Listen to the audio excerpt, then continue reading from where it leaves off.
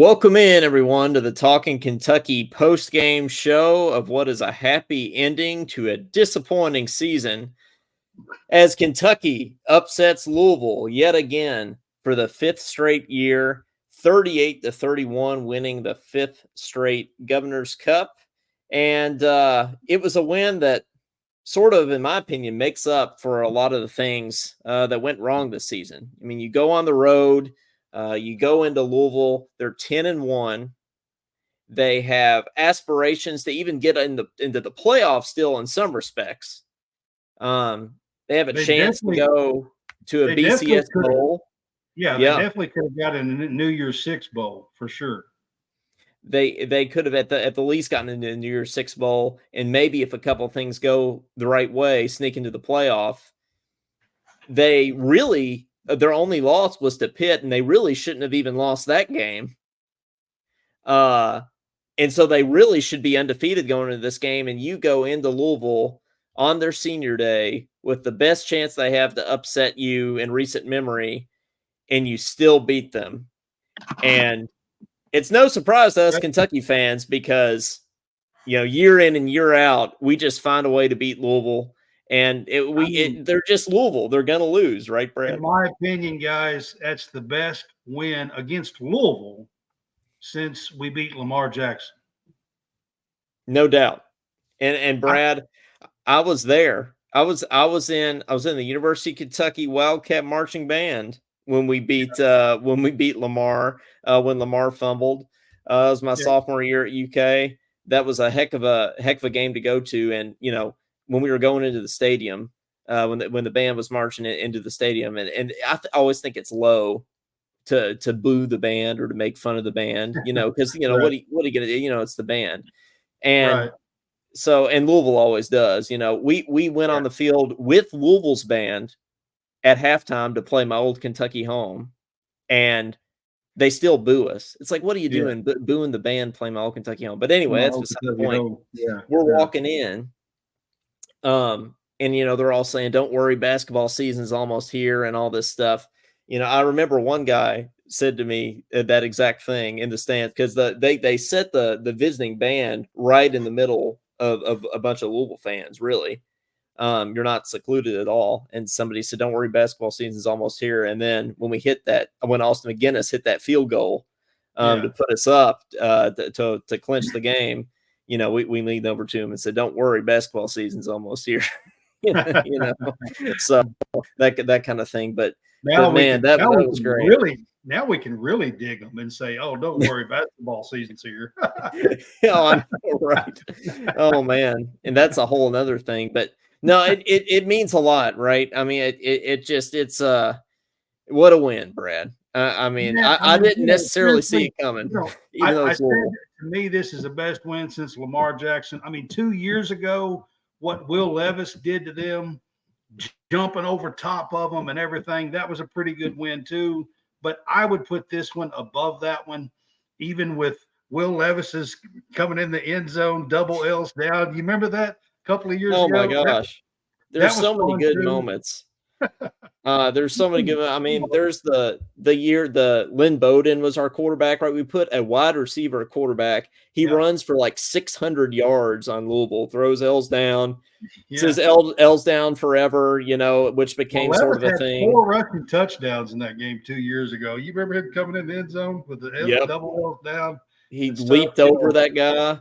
Oh yeah, man! When not only did he leap over him, he was like 4 feet above him. It's insane. Like, hurdled the dude, Tom Leach called him Superman. Yeah. On the call. Yeah. And then you have the past couple of years, we've just absolutely beaten the brakes off Louisville. We had 47 offensive plays and scored 38 points. That is unreal, guys. Unreal. In the second half, we had two 2-play drives. We had a 3-play drive. We had a kickoff return for a touchdown. So, there was no plays being called, in this game, really. 47 plays in a football game is nothing. let's look down here in the comments. We got Claude Hare in here saying "Go Cats, baby." It's good to have him back, on the football hype train, because I think he was certainly off it for a little bit. Well, he was Claude, just disappointed in the way they played, yeah, and we that's kept true. your seat. We kept your seat warm, Clyde. So welcome back there. Josh Hart, the L's down forever there. And Ray Davis said that after the game, doing a He did little, say it in his interview after the yep, game. a little L's down salute, forever. He a little did. Yeah. salute to Josh Hart and Lynn Bowden there. Mike Dowd says awesome win. John Cornett has the L's down emoji here, or what we've made as Kentucky fans, the L's down emoji. Clyde says Loserville can't beat us when they're top 10. Caden Holmes, Kentucky beats Louisville is a broken record at this point. Lisa Marie Scott, go Cats. Mike Dowd, 5 in a row. By the way, not only is this Mark Stoops' 5th straight Governor's Cup, this is Brendan Bates's 5th straight Governor's Cup. How many Kentucky players have 5 Governor's Cups, Brad? Not Might many. be Kenneth Horsey's too. It could be. It could be I think Kenneth Horsey's. I think he was in his 5th year as well, I believe, with us. It might be Kenneth Horsey's 5th Governor's Cup win as well. Mike Dowd, we had 47 offensive plays, scored 38 points, as we just said. Josh Hart, Ray Davis had 3 touchdowns and threw the L's down all 3 times. Yes, he did. What a game by Ray Davis after only getting 12 carries last week. Brad, I think you could have been the offensive coordinator this year, because you've said it all year long. Just hand the ball to Ray Davis and good things will happen. And when we've done that, good things have happened. So it's really as simple as that. It's not rocket science, right? So, I mean, absolutely. We've got Caden Holmes made a negative comment there, so we'll get to that in a second. Shane Bolton says, what about the wheels on Barry and Brown? He is so fast, it looked like everyone behind him on that kickoff return was moving in slow motion.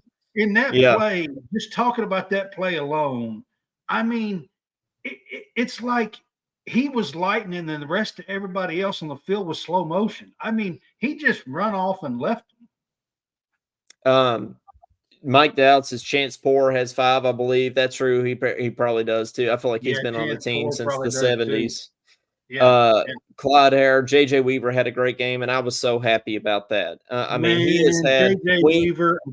Yep. Absolutely. We needed him to have a breakthrough game. JJ Weaver is from Louisville.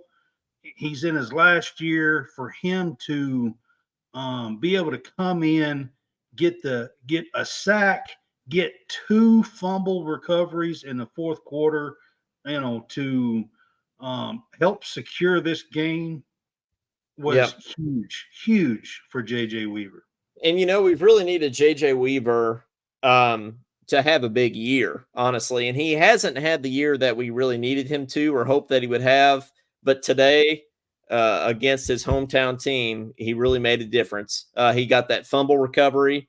He had a big sack. Yeah, 2 of them. That's right. And he had a big sack there at the end of the game. Let's talk about the fumbles for a minute. We just had Thanksgiving. Hope everybody had a good Thanksgiving.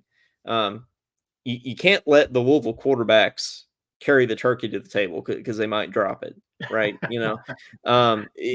Lamar fumbled, and cost Louisville the game, as we were just talking about. I was there for that, and then really that fumble cost them the game today too, ultimately, because that's what allowed us to get that touchdown to put us up, and then we almost, kind of screwed it up there when Leary threw the interception, right, which was an awful interception. But that fumble allowed us to win the game, and it's just one to add to the archives, Brad. Another Louisville quarterback fumble. So huge play in the game, huge fumble recovery by JJ Weaver, and like I said, from him being from Louisville, he does so much giving back to the city of Louisville as well. He's such a good person. Been through a lot with his father actually being murdered. I don't know if you guys know that or not, but his father was murdered. So he's been through a lot, and to see, him be able to come in and, in his hometown and do what he did today was excellent.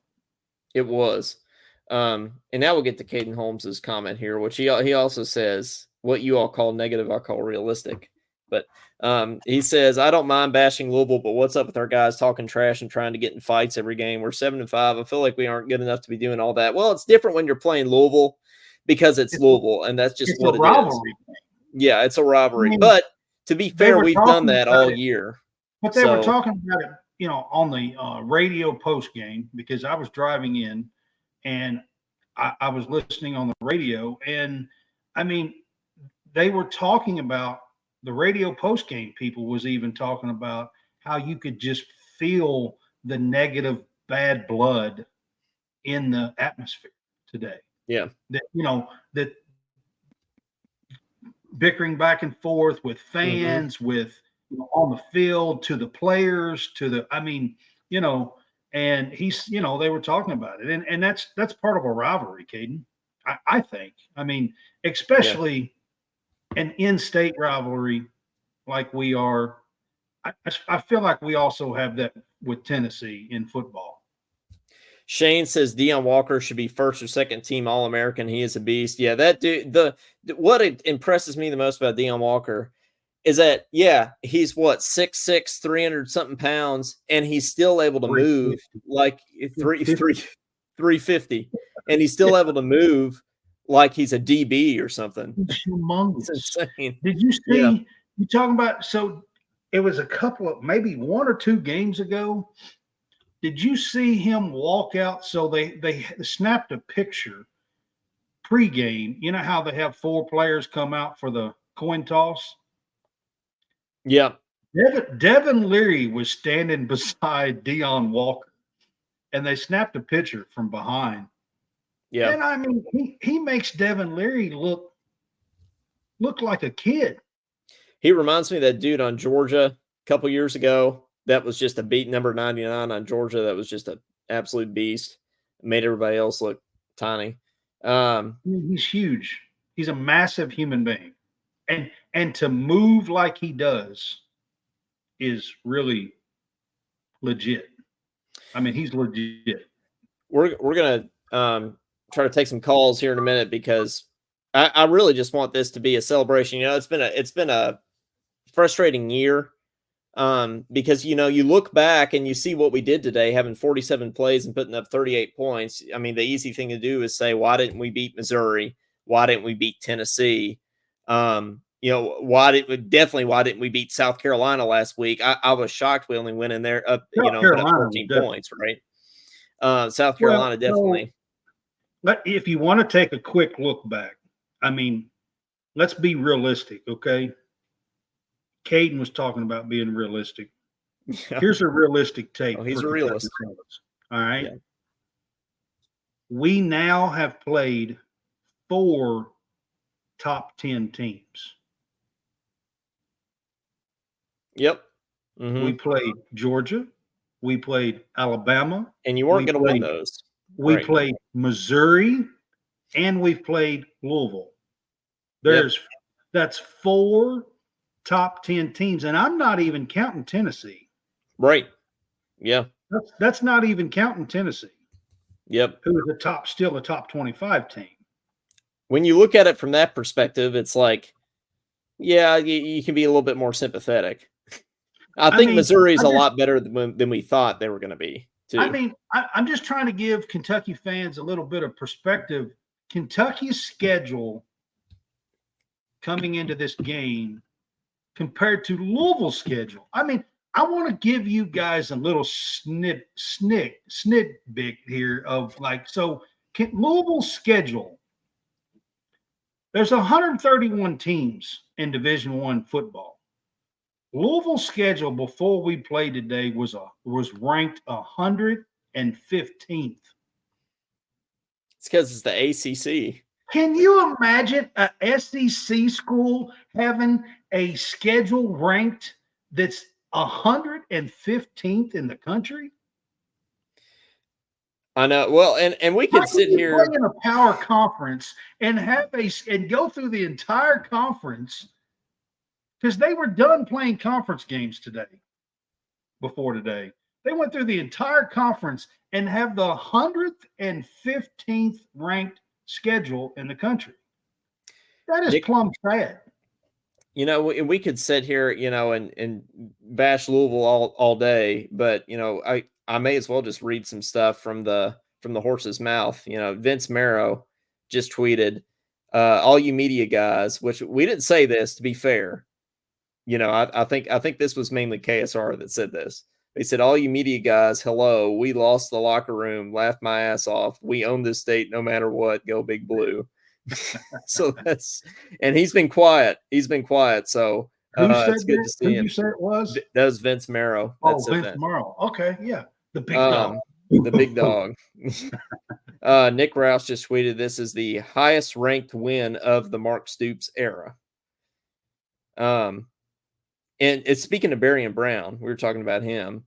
Oh man, this is a great. Played good today. Had a great return. Played good today.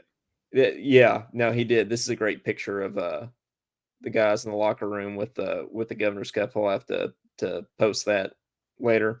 But speaking of Barry and Brown, how about the dude in the crowd surrounded by Louisville fans with the Barry and Brown jersey on, throwing the L's down? Yeah. After Barry and Brown had a kick return. I thought that was pretty awesome. Yeah. So everybody sort of said, dedicated this game to Freddie Maggard. A lot of people were saying that. Freddie being somebody that's been on the show and everything, he did tweet out, grateful. I'll remember the 2023 Governor's Cup as long as I can. Thank you, Kentucky. Yeah. So that's definitely meaningful to win it for Freddie Maggard. He never got to play Louisville. We weren't playing Louisville steadily when he was quarterback. That started in the late 90s. I think so. Didn't we used to play for like no, that was Tennessee. When we played Tennessee, we used to play for the Bourbon Barrel. I think we should bring that back. That's cool. I think we should play for a Bourbon Barrel. I think that would be cool.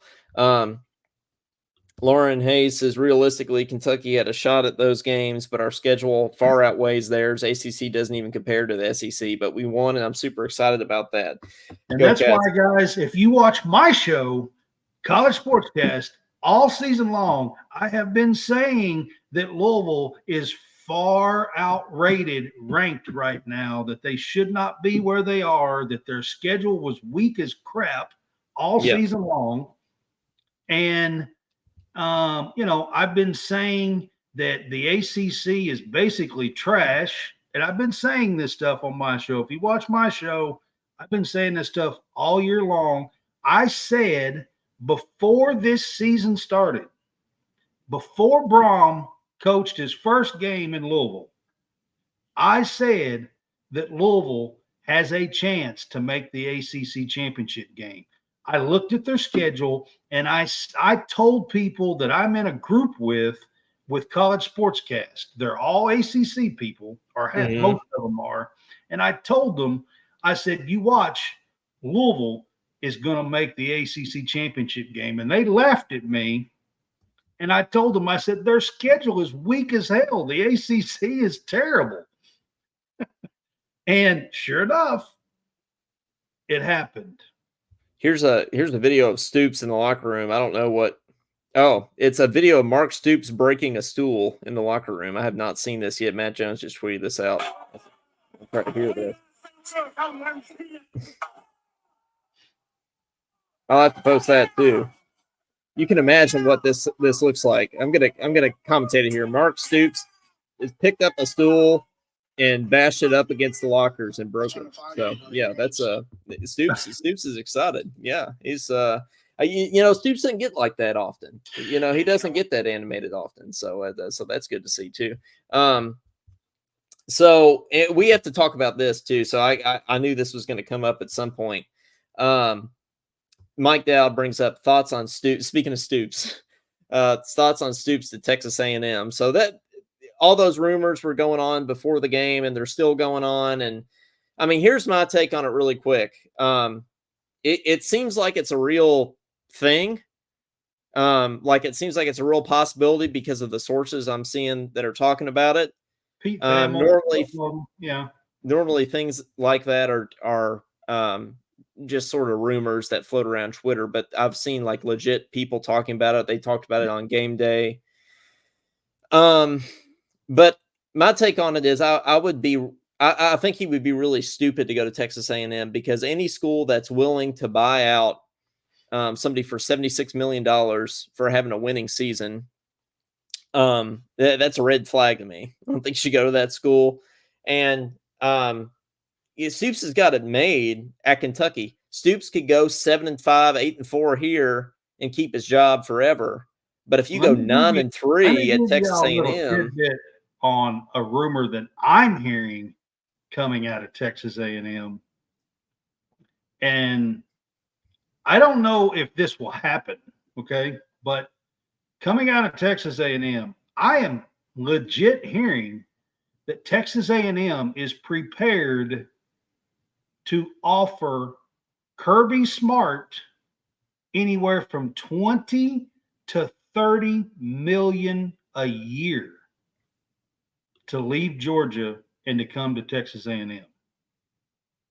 but do you think that would he leave Georgia? Would he really leave that dynasty to go to Texas Well, A&M? holy cow! I mean, Saban is the most, and he makes like 11 or 12. So Maybe. how much did you say he would make? They're up to 20 to 30 million dollars a year that they are That's prepared to just offer stupid. him. I mean, they can do that because they're Texas A&M and they got the money for it. But where's all this money? So you're gonna I, pay listen, I'm not Jimbo. saying Kirby Smart will do it, but money talks Yes, it did. and Um, bullshit walks. That's what I was always told. uh, Lauren says I heard they offered him a literal blank check. Yeah. Well, So I'm not sure these rumors of Mark Stoops and a couple of names that was mentioned today. I'm not sure that it's there. Those are not kind of a front to, you know what I mean, distract. to I mean, we hear distract Stoops' name what's every really year. going on. Yeah, but But Texas A&M has the money, guys, to do far better than what Mark Stoops has done. Listen, I'm a Kentucky fan and I love him. yep. Done a good job, but they have the money. They could go out and offer $30 million to Lincoln Riley, or they can offer $30 million to Kirby Smart, or they can offer $30 million to Jim Harbaugh, who's done a real good job at Michigan the last 3 or 4 years. That's the other thing. I would be shocked. I mean, Mark Stoops is a good coach, but I would be shocked if Texas A&M's first choice was Mark Stoops. I mean, it I just I doesn't think really. I think they're trying to distract is what I think To be what they're fair, really doing. the same thing happened a few years ago with LSU. Everybody was saying Mark Stoops is going to LSU, and then who they get? They throw the bank at Brian Kelly, and he goes down. And that's probably the same That's thing what that's going these to happen. schools do. I mean, LSU done it to Brian Kelly. You know what I mean? Like that's what I these wouldn't be schools do. shocked. I wouldn't be shocked if A&M goes after Brian Kelly. To be honest with you, and I wouldn't be shocked if Brian Kelly left. Just 'cause I don't think he's had. I mean, how many schools has he been out now? I don't think. Why would you leave Notre Dame to go to LSU? I mean, I don't think that's a step up job. To be honest, I think Notre Dame. It's luxurious because you get to make your schedule every year, Yeah. right? You can still get into the playoff. It's much harder when you're coaching in the SEC, having to Oh play yeah. Alabama every Yeah, year, absolutely. and But so money talks. clearly that's why he left. And I'm not saying that Kirby Smart would do it. That's his alma mater. I don't think he would. But when somebody says we will give you $30 million a year to come here, I mean, you got to at least seriously consider that. Shane says, I think Stoops would only leave for Alabama, LSU, or his alma mater, Iowa. Or I would throw Florida State in that mix too. Doesn't look like Florida State's going to have a vacancy anytime soon. Now, here's an interesting one, though. Lauren says, I think Michigan will offer Stoops. Do you think if Harbaugh's out at Michigan, Do you think that's one that he would consider? Well, but why would you want to inherit that mess with Maybe everything that's because going Stoops on? has all the ties in the Ohio, Michigan, in that area up there. Yeah. So, I mean, maybe I could see So, that, Lauren, but that they would do that.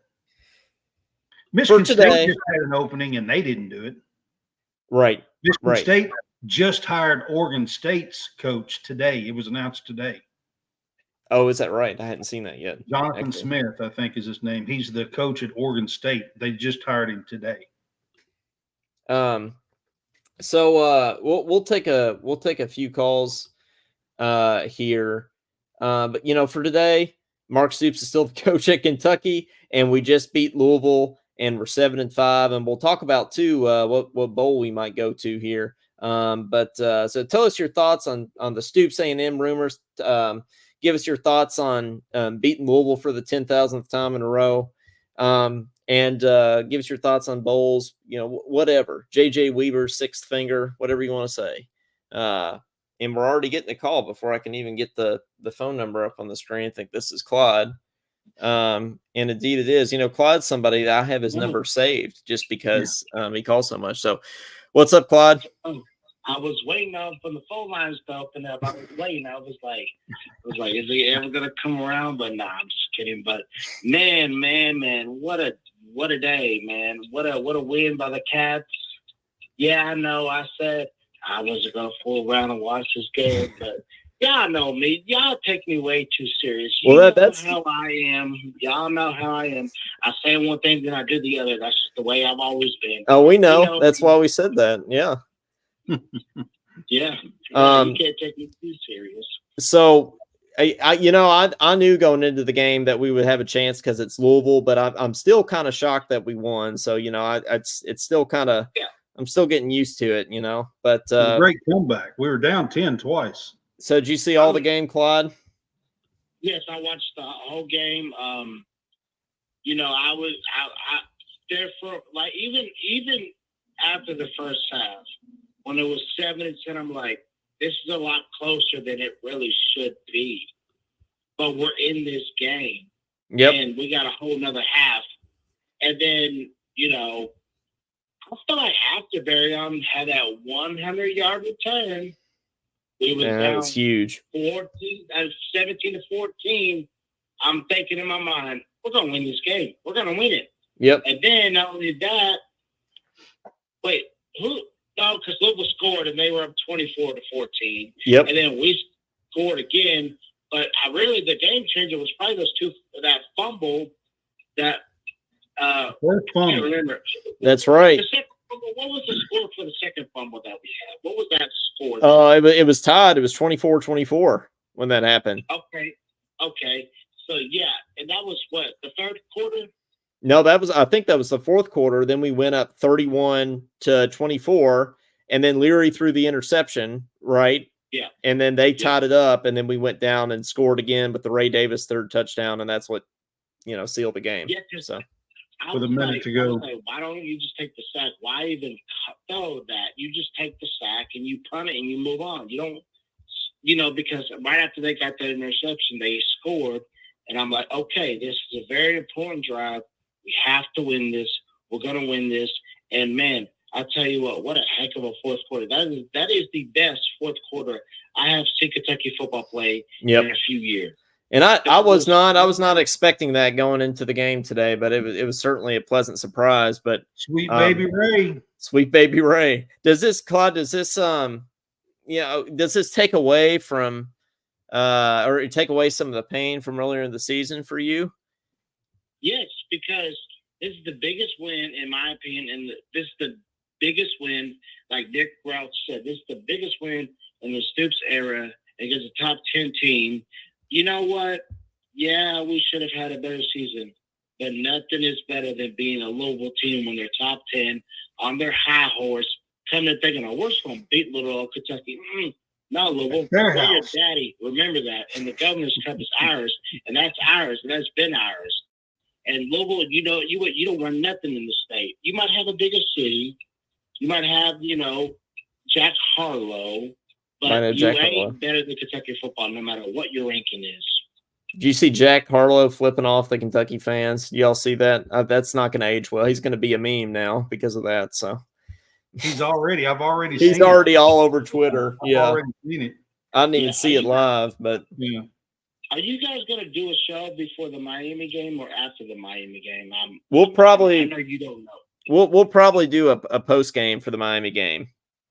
Okay, so no TK takes, just like a regular post game after the game. We probably will. Yeah, with some of the TK's takes with some of these small teams, we don't have any really new things to say, so we're not doing one after every game. But yeah, we'll probably do a legit post game show after the Miami game. Last couple of days, we got the Jack Harlow memes now. Well, I figured I'd just ask to know ahead of time. And we're gonna have the Dolly Parton memes. Yeah.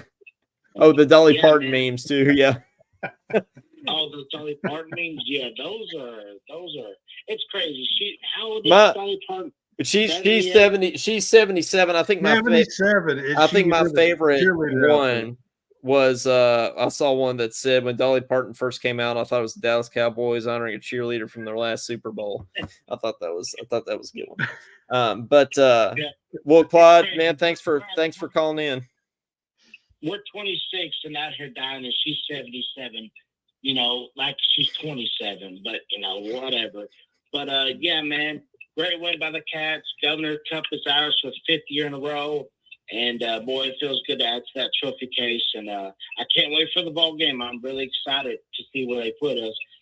They might put us in the Mississippi Bowl. I don't know, but wherever they put us, I'm gonna watch it. I'm excited.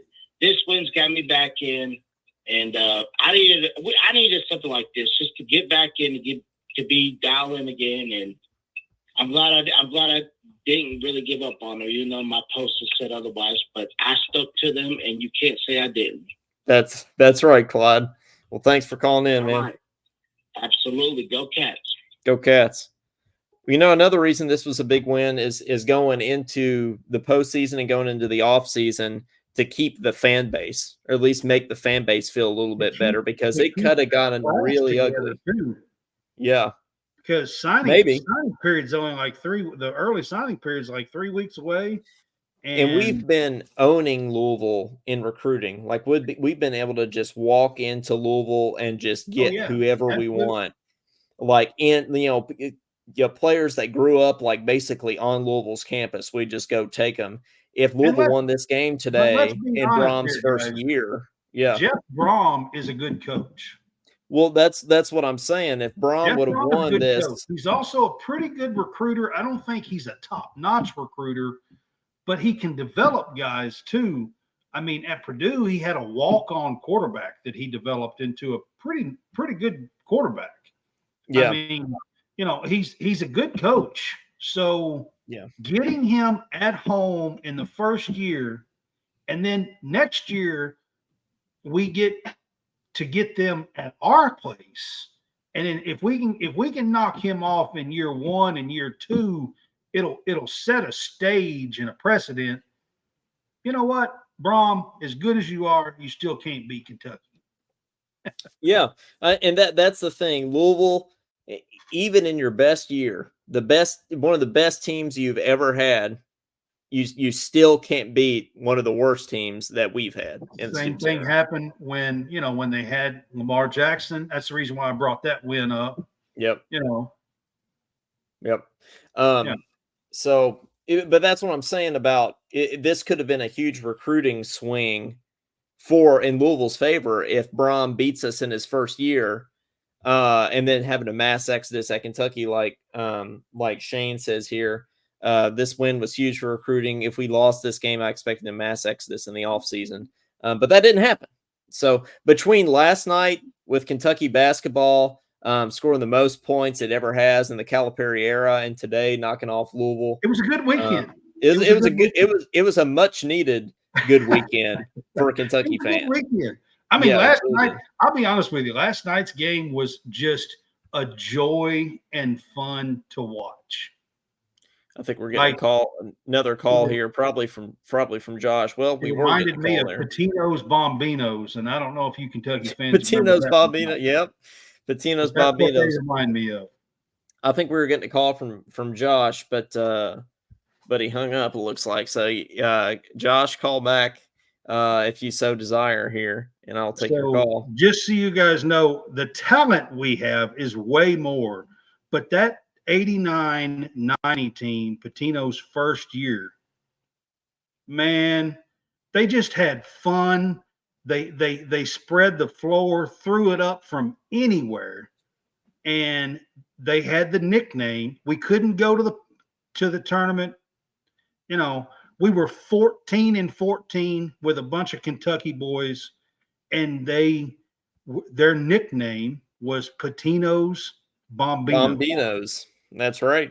The Patino's Bombino. Well, that's certainly felt like the Calipari Bombinos last night. It was good. And man, Reed Shepherd's so good, man. Like that kid's awesome. But we'll take more calls here. If anybody else wants to call in, 502-234-1504 now. I think we're getting a Josh call. What's up, Josh? L's down forever. Hey, what's going on, guys? Sorry, I was having problems with my phone. I can't get a signal, so no, you're good, man. I am in Eastern Kentucky, so it's hit or miss in here. That'll do it. That'll do it. Well, how you feeling about the Cats? Well, yes, it was not the season we wanted, but anytime we beat Louisville at Louisville, like Clyde said, and they're ranked top 10, and all this week, we never heard nothing from the Cat fan base, and everybody had really just checked out. But it was great. I had all kinds of emotions, especially when Larry threw that pick, and I was like, why do you hate us, Devin Larry? Yeah, I did not understand that. I was like, that may have been the worst. He just chucked it, and it was a duck. And as soon as he threw it, I said it's picked. Yep. As soon as he threw it up, I was like, there's like Louisville's entire team is standing there ready to catch it. I'm like, oh no. Well, think of it this way. It was 10-7 at the half. The first half, Cohen was in the booth. Cohen comes down from the booth, and it changed the whole perception. Oh, you're right. In my opinion. I remember seeing him on the sideline, but that didn't even register in my brain because I'm so used to seeing him on the sideline. Somebody's been saying this all year long. Brad has been saying this all year long, and you're exactly right. This is another reason, Josh, you and Brad could have been the offensive coordinators here this year. I mean, guys.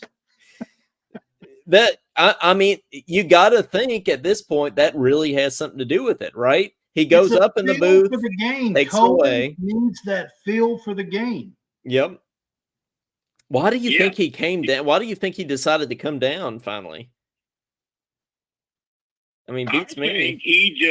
I think he saw that they were struggling, and he really wanted this game bad. And he's like, you know what?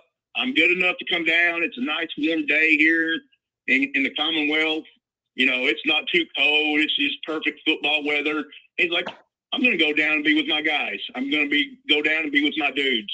And I'm telling you, I think that was a big positive boost for the team today. And I think that's why we played so well in the second half. And then we had back-to-back plays. Josh, we scored 31 points. One was a 55-yard play, and then Ray Davis took it in on that like little curl route thing. He did in the end zone and caught it. That dude was spectacular today. 3 touchdowns, one rushing, 2 receiving, I believe, or maybe it was 2 rushing and 1 receiving. I can't remember. And again, it's like a love-hate relationship because he's great when we give him the ball, but why haven't we given him the ball? What would have happened if we just fed Ray more, especially in the South Carolina game? But Matt Jones has a stat here. Kentucky scored more points in the second half today than they did in any game last season. More points in the second half today than any game last season. At halftime, he was out of the booth. They scored 31 points in the second half.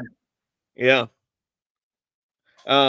But Josh, is this sort of make up for a lot of the disappointment? I'll ask you the same thing I asked Clyde.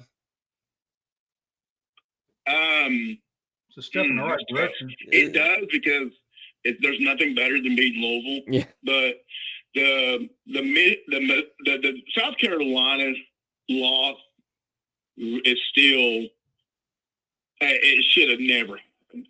It should have never happened. We shouldn't have lost that game. But No. it is what it is. We'll go to a bowl game on December 30th or something like that. Play somebody. I'm going to make you season at 8-5. I'll make you a prediction. So I think we're going to play in the Duke's Mayo Bowl in North Carolina, and I think we're going to play the Duke Blue Devils. And I think that could be a really intriguing matchup for Kentucky. that'd be great. I would love to play Duke in football. Duke Yeah. You know what I'm hoping? I'm hoping we play Clemson because there's some Clemson guys. Real quick. I don't think Stoops is going anywhere. I think it's a bunch of bull crap. I think it's fodder, because I think it's just a bunch of people mad. I think it's just bull crap. He's not going nowhere. I mean, why would you? I agree. Why would you? Well, money, but and then there's that big rumor swirling around. We might get Will Rogers in the transfer portal. He's a dynamic. Yeah, Brad. He's SEC ready. Me and Brad's talked about it a little bit here and there on chat. So I mean, Barry Brown's coming back. Dan Key's coming back. We're losing Ray Davis. But I mean, we got big running backs coming in next year. I mean, they killed it in recruiting. So I mean, the sky's the limits. I mean, yes, again, we didn't have the season we dreamt of, but we did stop Louisville's dream season. And that's the best part of all this.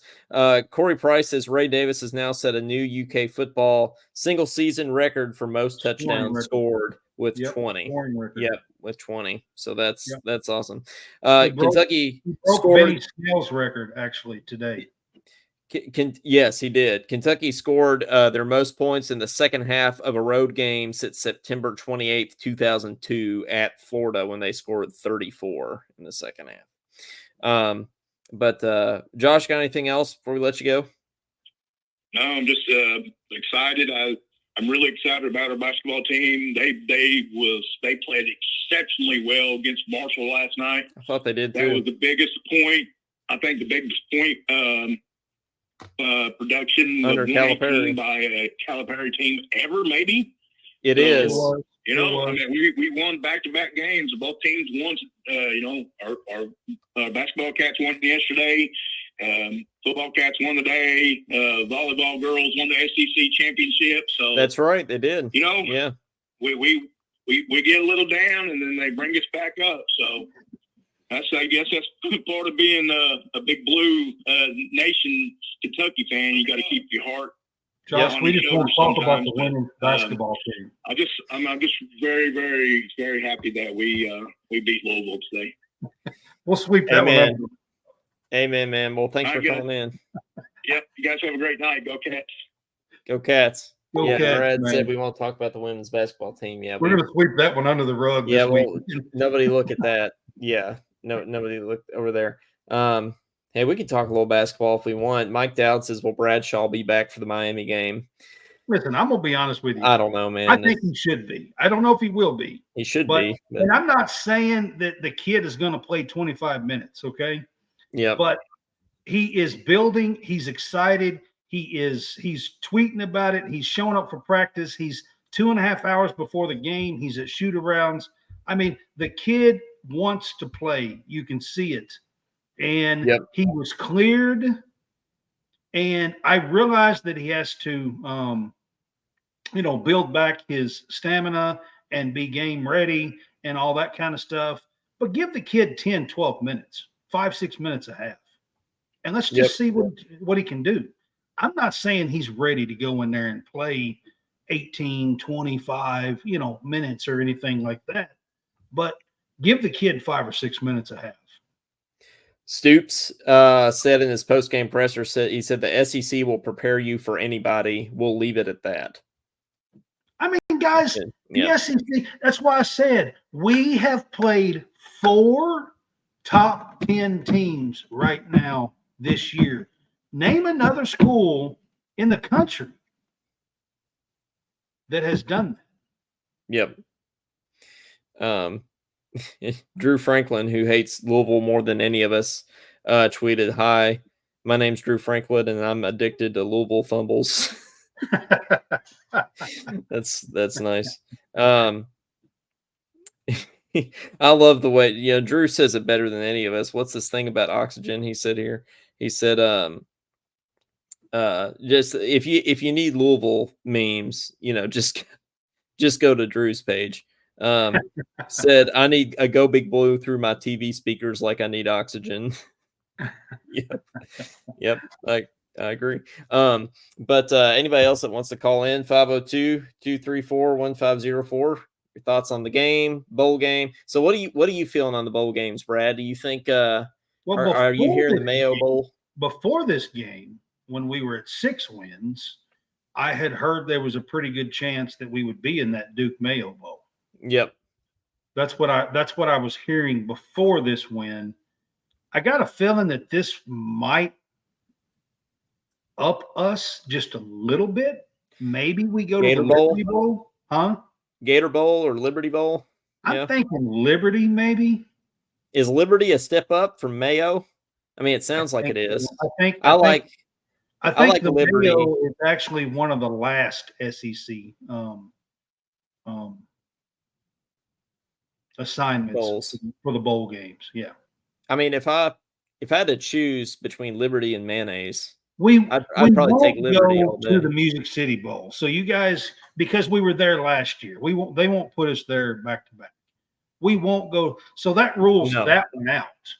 So the only other one, I think it might be the Liberty Bowl, would be a guess for me. You don't think Gator Bowl? You're not thinking that one? Probably not. No, there's too many teams. I mean, Tennessee's 8-4, beat us. Texas Bowl? Yeah, maybe that one. Maybe that one. That could be one. Might be an option. Yeah. Yeah, I would like to play Duke, though. I mean, that would be cool if we played Duke in football. I just think that'd be an intriguing game. Elko's a good coach. Now I'm telling you. If you're going to go to a bad bowl, you may as well play a team like Duke. Play another basketball. He's another name that in that Stoops report. Yep. Mike Elko, the Duke coach, was another name that was tied to Texas A&M. Yeah, he was. Yeah. There's also a picture floating around on Twitter here of Ray Davis throwing the L's down at Jack Harlow after he scored the last touchdown, which is good for him. Another awesome. Listen, there's so many great things. If we're Kentucky fans today, it's a little different. I'm gonna be honest with you, and I'm gonna talk real here for just a minute. And it's a little different throwing the L's down than literally flipping people off. Okay? Yes. Yep. It's a little different, it is a little different. Have Jack Harlow, I'm calling you out. Have some class. Yes. Have some class. Yeah. What's his song? First Class? He doesn't have any class. I mean, seriously, have some class, dude. Like, seriously, I don't care if you're 22, 23, learn something. Well, seriously, he's a Louisville. Have some class. He's a Louisville fan. He doesn't have class. Seriously, dude. Like, I just don't understand. I mean, the rivalry thing and the whole L's down and all that kind of stuff. Yeah, that's all fun. That's a little fun. And I can say the same thing about Texas fans with the old, horns down and they throw a fit and everything. I mean, that's just a rivalry thing. But Jack Harlow, seriously, dude, have some class. Flipping people off. I agree with that. Flipping fans off and flipping people off, double doing it, setting it on stage and acting all bad and everything. Yeah. That's trash, dude. That's trash. Mark Stoops, Mike Elko, Kyle Whittingham, Jed Fish, and Jeff Traylor are 5 leading candidates. Yeah, that's what I said. Elko's name was in that same report that had Stoops' name in it from Duke. Mark Stoops on his name. And Elko is actually an ex-assistant coach at Texas A&M. So he has some ties. Okay, here Mark Stoops in his postgame presser was asked about his name being linked to the Texas A&M coaching vacancy, and his reply, Brad, was, "Come on, you know better than that."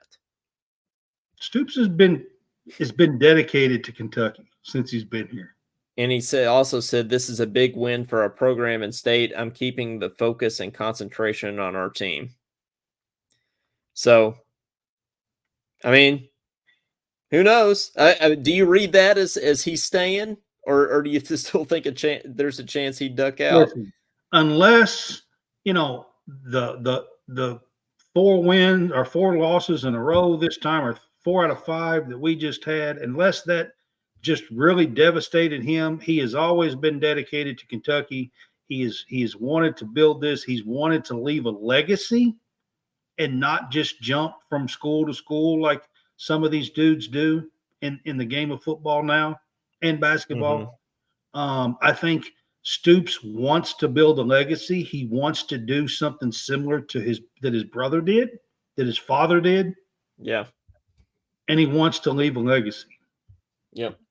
I think he does too, and I think he can. I think, like I said, I think it'd be stupid to go to Texas A&M. I think it'd be stupid for anybody to go to Texas A&M, because you could win 9-10 games there, and they'll still pay $76 million to fire you. It doesn't make any sense whatsoever. I don't know why you would want to go there. Stoops would almost certainly get fired if he went there, unless you're winning national championships. It just doesn't matter. Unless you can beat Bama. Yep. You know what I mean? Unless you can beat Bama consistently, which who wants to say that they can do that? And now you got to worry about Texas, and you got to worry about Oklahoma, and you got to worry about Georgia, because there's no divisions anymore. So what's the one Jack Harlow song? It's he says something like, "Call me young Patino because I'm good in both towns." I would argue that he was not good in both towns, because in one town he got a title stripped and he was doing things in Italian restaurants. So I wouldn't call that good in both towns. So no, he definitely was not good in the other town. That's for sure. Not in the grand scheme of things. No, I don't think so either. Patino's Bambinos. Mike Dowd. I don't believe the Ohio guys he recruits would follow him to A&M. They'll stay coming to Kentucky, not far from home. Well, that's part of it. The regional. I do think he's kind of nailed down the Ohio recruiting pipeline because it's just a few hours away. It's a drive away. 4, 5, 6 hours away. Down to Texas A&M, you got to recruit against Texas, Baylor, Oklahoma, LSU. So why would you want to do that and have the stakes be much higher? That's why, again, I would be shocked if he was the first choice for A&M, and I'd also be shocked if Stoops would actually want to leave for A&M. It could happen. Don't get me wrong. Like, I'm not saying it's impossible. It could happen. Guys, the last 3 or 4 years, every year at the end of the season, there is a rumor that Stoops is a candidate for some job. Every year, Michigan or at LSU or every year, Texas A&M or whatever. Claude says Stoops is the best coach we ever had. To be fair, that is not what Claude was saying yesterday. 2 days ago, that's not what Clyde was saying, just so y'all know. I will not read his text on the air, but that is not what he was saying. But that just goes to show, it all depends on the weekend. And to quote Mark Stoops, to kind of round things out here before we get out of here, to quote Mark Stoops, it only takes a week to be humbled. Our emotions depend on each week, depend on every single game. We feel like we can beat anybody right now because we just took down Louisville at Louisville. But last week we lose to South Carolina, who's also terrible. Let's be honest, guys. This Louisville team, as good as they were ranked 9th in one poll, 10th in one poll. They're like 9th or 10th in the college football playoff rankings right now. And all of that is rather ridiculous. And I've been saying it on my show all season long. Let's be honest. How many SEC teams could this Louisville team play and actually beat? Maybe Vandy. Mississippi State for sure this year. Yep. But even Auburn would be a tough one for them. Florida would probably be a tough one for them. South Carolina would be a tough one for them. Probably would. Maybe. Depending on, I just feel like South Carolina is such a different team depending on where they play. Home and away. They are. But well, we'll do sort of a last call for calls here as we read some scores from around the country here before we round out here. So 502-234-1504. Alabama is up on Auburn 17-14 in the Iron Bowl at the start of the second half here. Arizona completely destroying Arizona State 45-7. BYU, for real guys. That Arizona team is legit. They are. BYU is beating Oklahoma State 24-13 third quarter. Tennessee taking care of Vanderbilt 31-10. Michigan beat Ohio State. Big win today for the college football playoff. Coming in on halftime here, Washington is only up a touchdown on Washington State 14-7. A team that's undefeated and is currently in the college football playoff. Michigan takes down Ohio State today 30-24. LSU takes down Texas A&M after a slow start 42-30. We got some great games coming up. Right there for just a second. Yeah. If LSU only had a defense. If LSU had a defense, they'd be in the playoff. Yep. If LSU only had a defense, I mean, holy cow, guys. Seriously, they all year long. Jaden Daniels, I'm going to be honest with you. I don't know how you don't give that kid the Heisman. I really don't. Yep. I think they will. I hope they do. I don't know how you don't. I hope they do. Florida State goes to the Swamp to take on Florida tonight. Any chance the Gators can get that upset, Brad, with Florida State having their starting quarterback? I mean, that game was changed last week so much. They're both playing backup quarterbacks, both teams. Yep. And it's just it's hard to really say, I mean, you don't know, So the quarterback that Florida is using tonight, Graham Mertz, is kind of a drop back pocket passer. Yep. But the guy that they're playing tonight, this Benson kid, I think is his last name, is a running dual threat quarterback.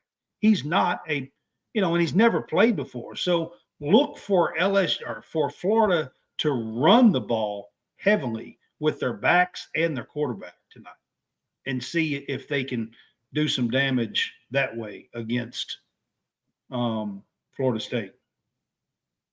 I'm not saying they will. I think that's what they're going to try.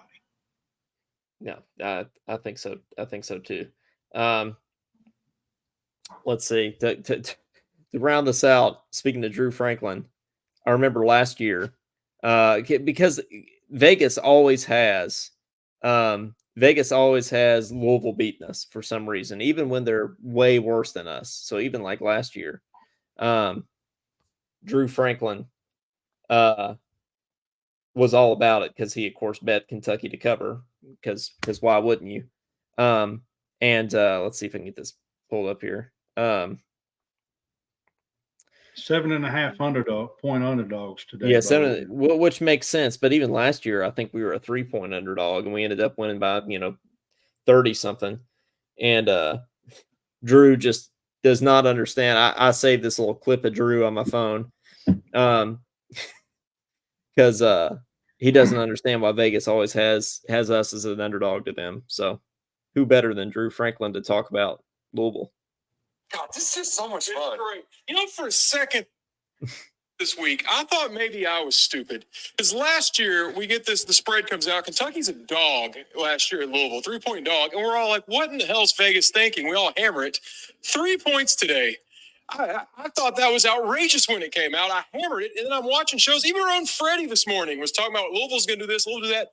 Why do people fall for this time and time again? They suck. They absolutely suck. They lead the nation in sacks, and they lead the nation in sucks. And hold on. They lead the nation in water sucks. Bottle. Yeah, lead the nation in sucks. Yep. But that's pretty funny. Well, yeah, I mean, it's yet another Kentucky win over Louisville. It puts us in a feel good sort of situation going into the postseason. It was a much needed win for this fan base. Much needed win for this fan base. Hopefully, there's not too many opt-outs going to the bowl.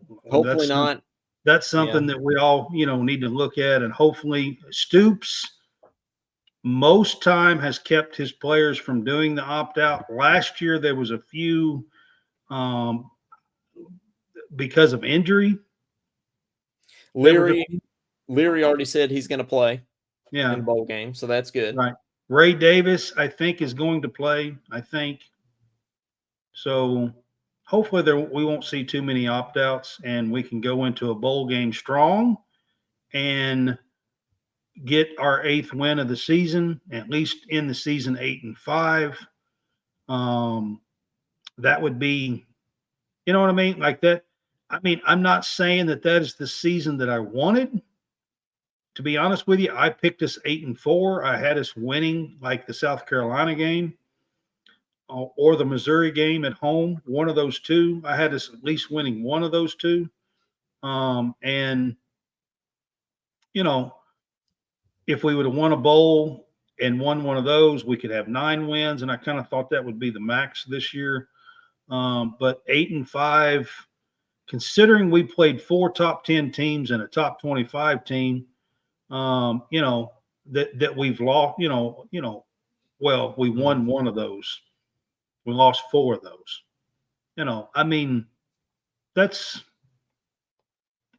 honesty, we are Kentucky football. I love Kentucky football.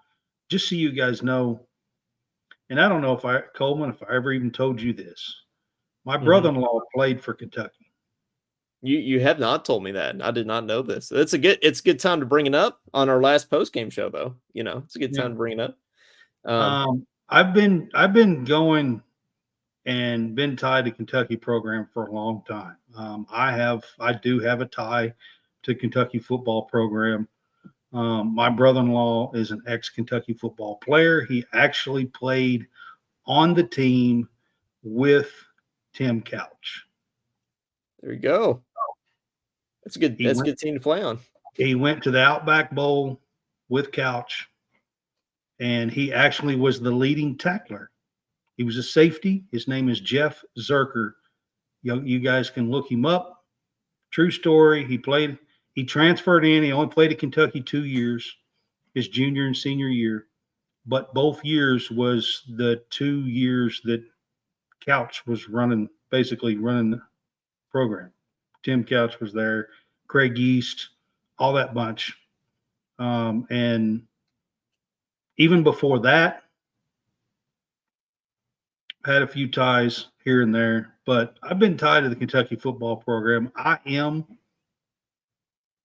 diehard true fan for Kentucky football all my life. Too. Yep. And I can go back. I remember the 83 and the 84 Hall of Fame bowls. A long time ago. So, that's something I haven't told you guys. I don't even think I've told Coleman. No, you haven't told me. No, that's the first time hearing of it. My sister is married to Jeff Zerker. He's my brother-in-law, and he's an ex-Kentucky football player, number 42. Well, there we go. So safety. Brad's got the connections there. Safety in 97 and 98 with the Tim Couch, Craig East teams. So he would have been under Al Mummy, right? And Leach. He knows Leach. He knows Mike Leach really. He was really tore up about that. I miss Mike Leach, man. Yeah, absolutely. Well, guys, enjoy this win. This is a day to celebrate. These don't come all the time. Well, like beating Louisville, that does happen all the time. So that you don't have to feel like that's a once in a lifetime thing. But enjoy this win, because big wins against Louisville don't always happen because they usually suck. Brad, they're not very good usually. So, but they're actually good this year. So, well, not good, but everybody thought they were good before this game. They're 10-1. They went through their schedule. They did what they were supposed to do. honestly, the game that they did lose, they lost to a 3-8 Pittsburgh team. Exactly. So I mean, really, they should have been 11-0. To be honest with you, should have been. Yeah, like I was saying earlier in the show. The only teams they played the entire year that was worth any salt in college football at all was Notre Dame, which was a surprise that they won, and then they beat Duke and they beat a bad Miami team. Yep. And that's it. That's the only teams they have played that's worth a crap. It is. But add this to the list of Louisville victories. We had the Stevie got loose game. We had the Myron Pryor picking up the fumble and running it back, 70 yards or whatever. We had the Lynn Bowden year. We had the Will Levis 2 years where he's running all over him. And we have this Jackson year fumble, the Lamar fumble. Yeah, the Stevie Johnson. Yeah. I love the Stevie Will Johnson hurdle. The Steve Johnson first play of the game. We go out there and they knew it was going to be a touchdown before we even snapped the ball. And Steve Johnson looked over at, I think it was Garrett Johnson, the receiver that caught it, right? And looked over and said, I love this blank. Right? Snapped the ball, threw like a 70-yard touchdown pass, first play of the game. That was the Lamar fumbled game. And so add this to the list, guys. It's a good one. So well, and Brad, thanks to you for doing these post-game shows with me all season long, man. It's been fun. It's been a nice addition to the Talkin Kentucky arsenal here. And the college sportscast arsenal. Actually, it's been fun for me. It's been a nice addition to college sportscast. Kentucky's my first love, always has been. Anything to do with college sports, and it's good to have that to lean on and tie to just talk Kentucky stuff for a while. I want to throw this out at you. I mean, we've got early signing day about like December the 18th or something like that. I have to look it up exactly. And then, we'll have the bowl game. So, I mean, maybe we could talk about some of those if you want to, come on and do a little something. Yeah. And continue this, through the off season. Absolutely, man.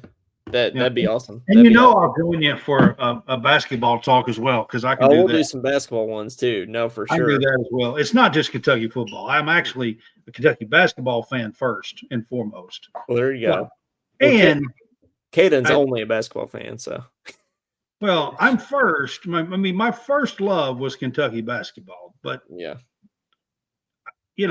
pretty quickly I picked up Kentucky football as well, and I've been a fan all my life. So. Well, nevertheless, it's been a good year. We'll do one more of these this season for the bowl game, whenever that is. We'll keep you guys updated about that. But next thing on my end of things for Talking Kentucky, we'll do a post-game show for the Miami game. When is the Miami game? I don't know. Is that Monday? Tuesday night. Okay, Tuesday. Well, we'll do a Tuesday night. It's 7:30. I think it's 7:30 Eastern time, so it'd be 6:30 Central, I believe.